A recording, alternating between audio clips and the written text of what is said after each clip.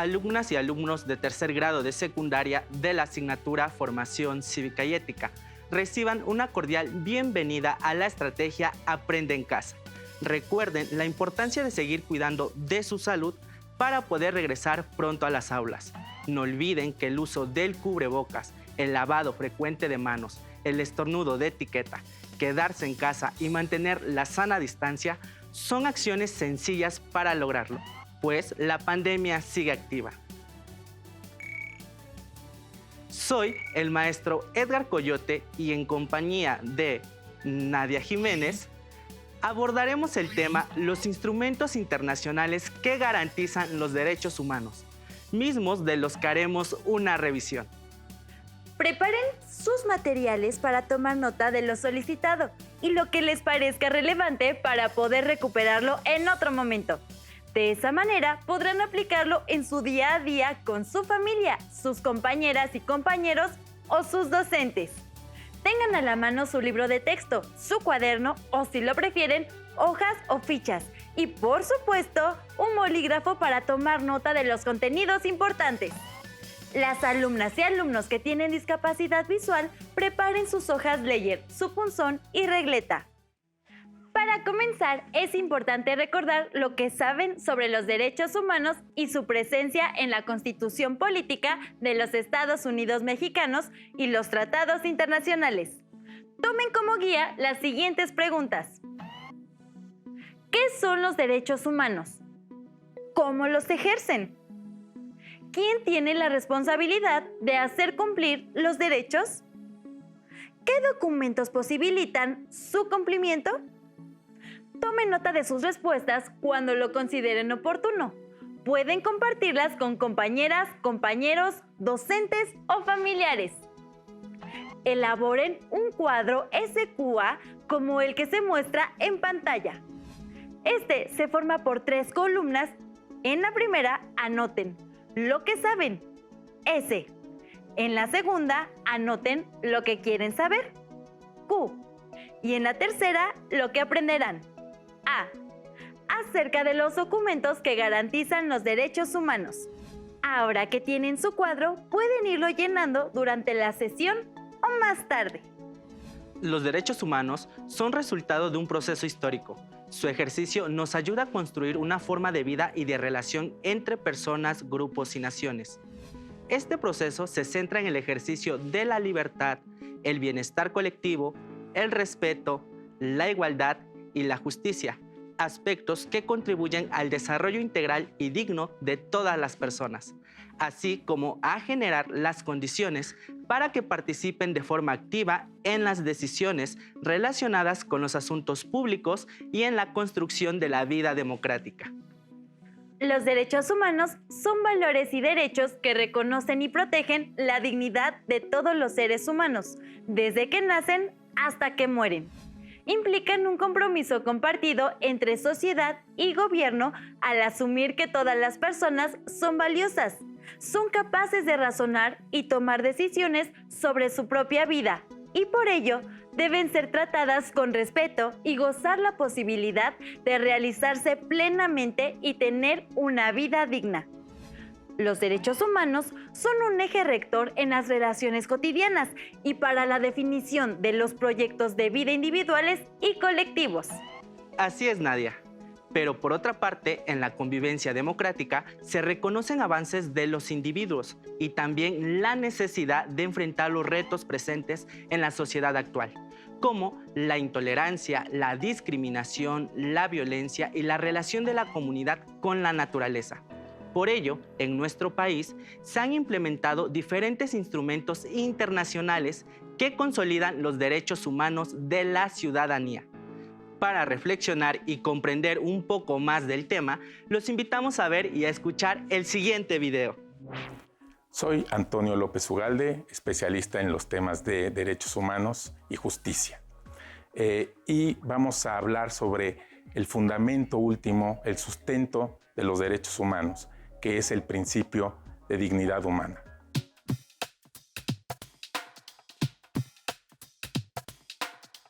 La lucha por los derechos humanos es una historia larga. Hay un primer momento que podemos identificar, cuando con la Revolución Francesa y las ideas de la Ilustración se termina la etapa de los estados absolutistas, aquella en la que los monarcas decían el Estado soy yo y no reconocían derecho alguno a sus súbditos. Con las ideas de la Ilustración se crea la Declaración de los Derechos del Ciudadano en 1789. Esta declaración por primera vez reconoce la igualdad de todos los ciudadanos y la soberanía del pueblo. Sin embargo, todavía no se da lugar, por ejemplo, a las mujeres en su calidad de ciudadanas, no se les reconoce este derecho. Posteriormente, en 1948, después de los horrores de la Segunda Guerra Mundial, se emite la Declaración Universal de los Derechos Humanos. Este documento, que está en la base de todo el sistema actual de derechos humanos, ya reconoce a cada ser humano en su calidad de ciudadano, en su calidad de sujeto de derechos plenos, incluyendo a las mujeres y a cualquier persona sin distinción.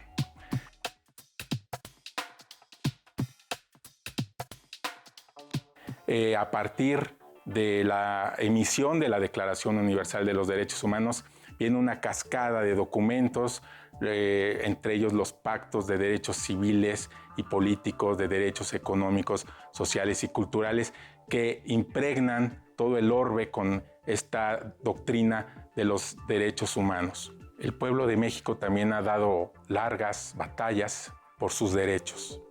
En 1857 se expidió la primera constitución liberal del país, que reconoce ya las garantías individuales y los derechos fundamentales. Pero no es sino hasta la Constitución de 1917, resultado de la Revolución Mexicana, que se incorporan al texto constitucional no solamente los derechos individuales, sino también los llamados derechos sociales del pueblo mexicano. A partir de ese momento, comienza una nueva lucha, que es por la garantía, por la efectividad de los derechos que están plasmados en la Constitución. En esta lucha es fundamental la garantía jurisdiccional, es decir, cómo hacer efectivos ante los tribunales estos derechos. La última etapa en la que estamos en México es en la defensa internacional de los derechos humanos, la internacionalización de los derechos, que significa que los ciudadanos mexicanos podemos acudir ante instancias internacionales para reclamar que se hagan efectivos los derechos reconocidos tanto en la Constitución como en los tratados internacionales ratificados por México. Como se percataron, el especialista nos da un panorama histórico de la evolución de los derechos humanos en nuestro país. Y también nos recuerda que los tratados internacionales son acuerdos a los que un grupo de países llega. Se plasma en un documento que firman sus representantes y está regulado por el derecho internacional. Estos tratados pueden denominarse declaraciones, convenciones, pactos, protocolos o convenios, de acuerdo con la función que cumplan, el nivel de obligatoriedad que generen entre los países firmantes o la intención con la que se crea. Lo que menciona, maestro, es muy interesante, ya que las declaraciones suelen ser firmadas por una gran cantidad de países y no generan una obligatoriedad jurídica, sino moral, porque surgen del compromiso de los representantes de los países que acuerdan, declaran o firman respecto a un tema. La obligación moral que asumen los países firmantes, por ejemplo, de la Declaración Universal de los Derechos Humanos, ha llevado a que algunos países como México incluyan los derechos humanos en su Constitución, la cual sí impone una obligatoriedad jurídica. Así es.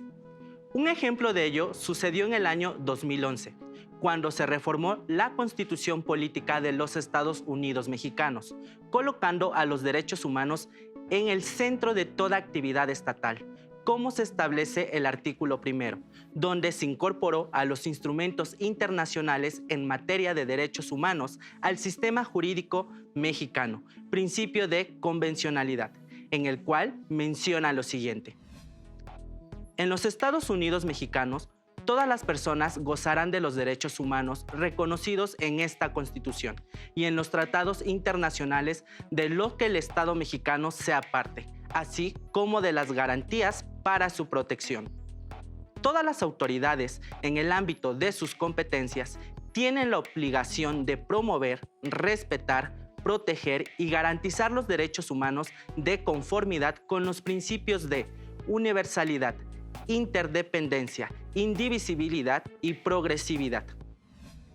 Entonces, maestro, la Constitución reconoce todos los derechos humanos, incluyendo los que están contenidos en los tratados internacionales de los que nuestro país forma parte, como lo ordena el artículo 1 constitucional. Por eso, los jueces, al dictar una resolución de un caso, no solo toman en consideración los derechos constitucionales, sino también los incluidos en esos tratados. Esto permite proteger, respaldar y establecer más ampliamente los derechos humanos. Con esta reforma constitucional se lograron avances en materia de derechos humanos. Por ejemplo, se aplica el principio pro persona, que establece que se favorecerá en todo momento a las personas con la protección más amplia, de manera que se utilizará el instrumento jurídico nacional o internacional que dé mayor protección. Así es, puesto que al considerar los tratados internacionales se aplica lo que se denomina control de convencionalidad, que se llama así porque son convenciones o acuerdos entre los países que, al suscribirlos, asumen el compromiso de acatarlos. Algunos de ellos son: Convención Internacional sobre la Eliminación de todas las formas de discriminación racial. Compromete a los estados parte a seguir una política encaminada a eliminar la distinción, exclusión, restricción o preferencia basada en motivos de raza, color, lengua u origen nacional o étnico. Pacto Internacional de Derechos Civiles y Políticos. Protege el derecho a la vida, a la libertad de expresión, conciencia y religión, a votar y ser votado, a la equidad procesal y a un debido proceso. Prohíbe la tortura, la esclavitud y los tratos crueles, inhumanos y degradantes. Convención Americana sobre los Derechos Humanos. Compromete a los Estados miembros a respetar los derechos y las libertades contenidos en ella y a garantizar su ejercicio pleno. Pacto Internacional de Derechos Económicos, Sociales y Culturales. Protege el derecho a la salud, a la seguridad social, la educación, la participación en la cultura, la vida familiar, un nivel de vida digno y al trabajo. Convención sobre la eliminación de todas las formas de discriminación contra la mujer. Busca erradicar las actitudes y prácticas de exclusión y discriminación basadas en el sexo, que privilegian al hombre y perjudiquen a la mujer. Convención contra la tortura y otros tratos o penas crueles, inhumanas o degradantes. Compromete a los miembros a impedir todo acto que inflija intencionadamente dolores o sufrimientos graves, físicos o mentales, para obtener una información o confesión, o que busque castigar, intimidar o coaccionar a alguien. Maestro, algunos tratados son prácticamente mundiales, como la Convención sobre los Derechos del Niño, la cual establece y protege los derechos inalienables de todas las niñas y niños, mientras que otros son regionales, como la Convención Internacional sobre Derechos de las Personas con Discapacidad, la cual protege y asegura el goce pleno en condiciones de igualdad de todos los derechos humanos y libertades fundamentales para las personas con discapacidad. Por eso, los tratados internacionales contribuyen a la consolidación de los derechos humanos como principios y criterios que deben guiar la actuación de las personas, ya sea en su calidad de ciudadanía o en el servicio público, porque entre más naciones se sumen, se amplía la posibilidad de que sean reconocidos, aprobados y validados como cánones universales, dando lugar a la formación de una ciudadanía global que pueda convivir de forma armónica, pacífica, solidaria, justa y libre. Tiene razón, porque el propósito de los tratados internacionales en materia de derechos humanos es protegerlos, sin importar la nacionalidad, tanto en su país como en los demás países que los han firmado y ratificado. Este acuerdo moral parte de la consideración de que la dignidad humana no reconoce fronteras, razas, lenguas o culturas, porque corresponden a todas las personas por igual. México ha suscrito diversos tratados internacionales en los que se protegen los derechos humanos, lo que significa que el Estado mexicano tiene el compromiso ante la comunidad internacional de promover, respetar, proteger y garantizar los derechos humanos contenidos en todos ellos. Asimismo, ha garantizado los derechos de niñas, niños, jóvenes y adolescentes mediante la ratificación de los siguientes puntos. Reglas mínimas de Naciones Unidas para la Administración de la Justicia de Menores. Reglas de Beijing. Aprobación 29 de noviembre de 1985. Constituyen una serie de orientaciones para los estados integrantes de la Organización de las Naciones Unidas, ONU, sobre cómo proteger los derechos de niñas, niños y adolescentes en conflicto con la ley. Resalta la necesidad de diseñar e implementar sistemas especiales para la administración de justicia que atiendan las necesidades particulares de niñas, niños, jóvenes y adolescentes. Estas reglas buscan prevenir la discriminación, ponen énfasis en la reintegración social de las y los infractores, subrayan la importancia de contar con personal capacitado que guíe su tratamiento y enfatizan la necesidad de implementar programas y acciones de política gubernamental dirigidos a la prevención del delito en la infancia y adolescencia. Directrices de las Naciones Unidas para la prevención de la delincuencia juvenil. Directrices de Riad. Aprobación 14 de diciembre de 1990. Contienen recomendaciones a los estados para prevenir la incidencia de los delitos cometidos por niñas, niños y adolescentes, especificando medidas de prevención general y la responsabilidad que, en ese sentido, tienen las familias, las instituciones educativas, la comunidad y los medios de comunicación.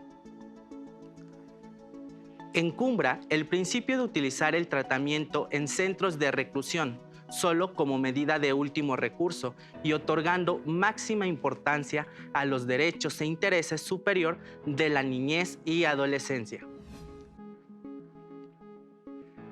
Convención sobre los aspectos civiles de la sustracción internacional de menores. Adhesión 20 de junio de 1991. Tiene por objetivo garantizar la restitución inmediata de las niñas, niños y adolescentes trasladadas o retenidas de manera ilícita en cualquier país firmante y velar para que los derechos de custodia o visita vigentes en cada uno de ellos se respeten en todos los demás. El convenio obliga a los estados parte que reciben una solicitud de restitución de una persona menor de edad a adoptar medidas para su localización, prevenir que sufra mayores daños y evitar perjudicar las partes interesadas, garantizar su restitución voluntaria, iniciar o facilitar la apertura de un juicio o procedimiento jurisdiccional o administrativo, para que se decrete un régimen de visitas con la o el progenitor de quien fue separado y garantizar administrativamente su restitución sin peligro. Convención sobre la obtención de alimentos en el extranjero. Ratificación 20 de diciembre de 1991. Instrumento que tiene como objetivo facilitar a las personas residentes en un estado contratante que solicita la obtención de alimentos a que pretende tener derecho recibir de otras personas, sujetas a la jurisdicción de otro estado, parte a quien se le solicita. Obliga a las y los firmantes a establecer una o varias autoridades judiciales o administrativas con el carácter de autoridades remitentes e instituciones intermediarias. las cuales se encargarán de enviar o recibir respectivamente las solicitudes de alimentos provenientes de otro país signatario. Previo el cumplimiento de los requisitos que señala el instrumento, las instituciones intermediarias podrán adoptar todas las medidas que, dentro de sus facultades, le permitan obtener el pago de alimentos por parte del Estado, al que se le solicita incluso iniciar o proseguir una acción jurisdiccional o ejecutar una resolución o sentencia que ordene su pago. Convención Interamericana sobre Restitución Internacional de Menores. Ratificación, 5 de octubre de 1994. Instrumento de aplicación obligatoria para los estados signatarios que tienen por objetivo asegurar la pronta restitución de niñas, niños y adolescentes que hayan sido trasladados ilegalmente a otro estado del continente americano, distinto al de su residencia habitual, y respetar su derecho a mantener contacto y convivir con ambos progenitores. Solicita a los estados parte que designen una autoridad central encargada de recibir y tramitar las peticiones de restitución y obliga a los signatarios a realizar todas las gestiones necesarias para la localización de las personas menores de edad. Nadia, ¿serías tan amable de indicarnos otros instrumentos internacionales que ha implementado México? Con gusto, maestro. Algunos otros son: Convenio sobre la prohibición de las peores formas de trabajo infantil y la acción inmediata para su eliminación. Ratificación 30 de junio del 2000. Los estados, parte del convenio, están obligados a adoptar medidas inmediatas y eficaces para conseguir la prohibición y la eliminación de las peores formas de trabajo infantil, con carácter de urgencia, las cuales están definidas en su texto: esclavitud y prácticas análogas, trabajo forzoso, prostitución, pornografía, trabajo agrícola, minero y en el hogar. Convenio 138 de la OIT sobre la edad mínima de admisión al empleo. Ratificación 25 de mayo del 2015. Compromete a los estados a seguir una política nacional que asegure la abolición efectiva del trabajo de las y los niños y eleve progresivamente la edad mínima de admisión al empleo, así como prever todas las medidas necesarias, incluso el establecimiento de sanciones, para asegurar la aplicación efectiva de sus disposiciones. Ahora que conocen los tratados internacionales y cómo protegen nuestros derechos, les invito a que investiguen en diferentes fuentes confiables y a que realicen un cuadro comparativo en su cuaderno, donde resalten los principales objetivos de las diferentes directrices, declaraciones, pactos, protocolos o convenciones. Posteriormente, compartan su trabajo con su familia y dialoguen sobre la importancia de los tratados internacionales y su finalidad de preservar los valores democráticos para la convivencia del país y en las relaciones internacionales entre países.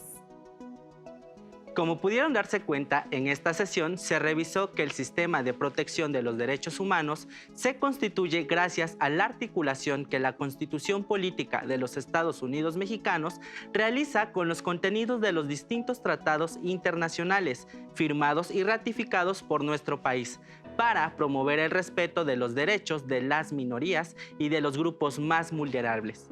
Les invito a consultar su libro de texto de formación cívica y ética para saber más sobre el tema, así como consultar sitios web oficiales o consultar la página de la Comisión Nacional de los Derechos Humanos.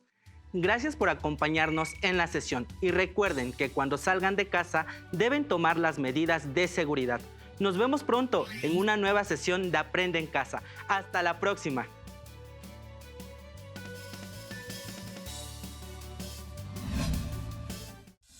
Si tienes dudas o necesitas ayuda, llama al Centro de Apoyo Pedagógico a Distancia. El número de teléfono para secundaria es el 55 36 01 71 23. Si requieres consultar los libros de texto en versión digital, recuerda que los puedes encontrar en la página conalitec.cep.gov.mx. Y recuerda que también cuentas con el sitio aprendeencasa.cep.gov.mx, en donde podrás ver nuevamente los videos de los programas y además encontrarás actividades para fortalecer tus aprendizajes. También te invitamos a que consultes la plataforma nuevaescuelamexicana.cep.gov.mx.